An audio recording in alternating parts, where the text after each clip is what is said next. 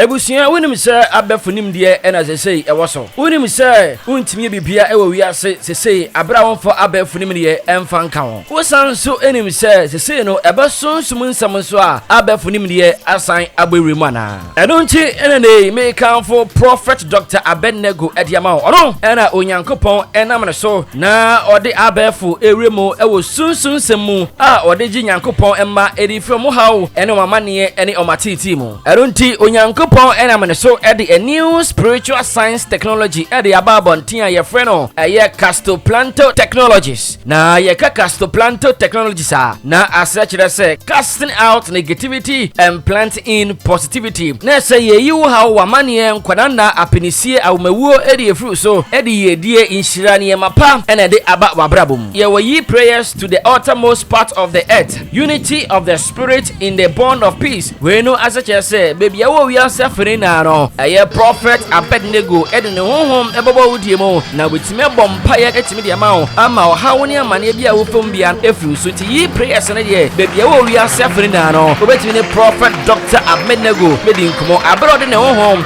ebo wudie mo so no abompa ye ede ma yes also yi wisdom and power ye kan yi wisdom and power dia na ye kan ho bambo ene nhira edo nchi se wo ye aban pani anan se wo ye ohene udo efuo wo ye wankasa wa adwuma wo ye adwuma obran anan se adwuma bia wo ye bia opese wugidin na wunya bambo na wadwuma no so no etimi kurenim no na ese otimi piemo ewo prophet Dr. Abednego nchen no gina yi wisdom and power etimi edebo ho ban ema bibia wo nsa som bia no entumpon meba cha wo hwe prophet Dr. Abednego a owo nsam adwagire bibi kire wadwen so a mepa cha pomoden na twin ben his minister of Christ and the dispenser of the mystery of the kingdom of God ministry prophet Dr. Abednego friend was son number we so 0208 599576 0208 599576 and answer 0278 977215 0278 977215 and answer 0267145159 0267145159 and answer ubetimi emaili prophet Dr. Abednego ewo Castoplanto Technologies @gmail.com Cho share prophet Dr. Abednego owo insawem adwagire eno ntino frɛ prophet Dr. Abednego na onjina abefunim de eso emfa enjew free sunsum ehawmu Castoplanto Technologies casting out negativities and planting in positivities.